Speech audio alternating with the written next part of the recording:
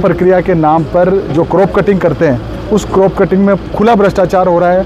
इस बार पूरा संपूर्ण खराबा पूरे विधानसभा क्षेत्र में किसानों की फसलों का हुआ है। तो मेरा मानना है और मेरी मांग पूरे कार्यकर्ताओं के साथ है कि विशेष गिरदावरी इस किशनगढ़ विधानसभा क्षेत्र में हो और हमारे किसान भाइयों को जल्द से जल्द मुआवजा राशि प्रदान किया जाए और 2024 में जिन गाँवों में खरीफ और रबी की फसल का मुआवजा बाकी है, उनका मुआवजा भी जल्द से जल्द डले ताकि किसानों को राहत मिल सके।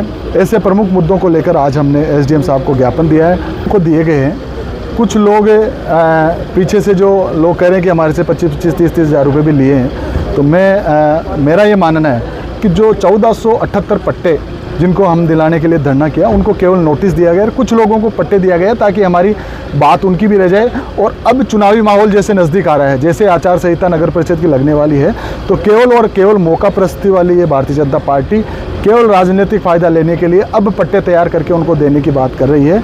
जिस संपूर्ण फसल खराबे की इस टाइम से जूझ रहे हैं। और जब किशनगढ़ और अजमेर का सौभाग्य था कि यहाँ से केंद्र सरकार में यदि मंत्री बना है तो उनको मुआवजा राशि भी मिले और उनकी संभाल भी पहुँचे, लेकिन केवल और केवल वो पंजाब में जाके और बाहर जाके केवल इतिश्री करने का काम करें। यहाँ के गरीब से, यहाँ के किसान से उनको कोई लेना देना नहीं है। उनकी लड़ाई हम लड़ेंगे, कांग्रेस पार्टी लड़ेगी। और किसी भी उन्होंने काम कराए होते या काम की क्वालिटी अच्छी होती तो ये दूसरी बरसात में ये स्थिति नहीं होती। आज जिस प्रकार से नशे की खेप उस समय आई, आज नौजवान उस नशे को छोड़ नहीं पा रहा। हम लगातार प्रयास कर रहे हैं कि उस लत से वो छूटे। नशा कम हुआ है जैसे हम विधायक बने, पर वो लोग अब चोरियां इसी कारण से मेरा मानना है बढ़ रही है, तो उस पर भी अंकुश लगाएं। आज हमारे नेता सब मान रहे हैं कि पूरा देश नशे की जो लत है उससे जूझ रहा है, तो हम लगातार प्रयास करें कि नौजवान कैसे इस नशे से दूर रहें। और काम कराते तो 15 महीने 20 महीने में ही जनता त्राई नहीं करती। उन्होंने केवल काम कराने के नाम पर केवल गहलोत साहब से पैसे लिए हैं और उस पैसे का दुरुपयोग पूर्व विधायक ने किया है। वो देखने को मिल रहा है कि बिना सीवरेज डाले उन्होंने रोड बना दी, वापस रोड को तोड़नी पड़ी।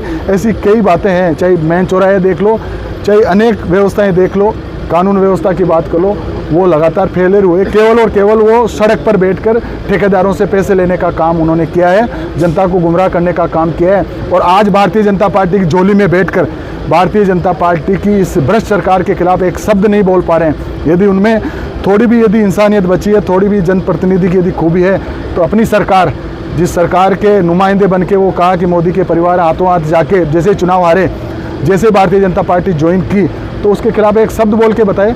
इसलिए नहीं बोल पाए क्योंकि एसीबी की उन पर धारा लगी हुई है।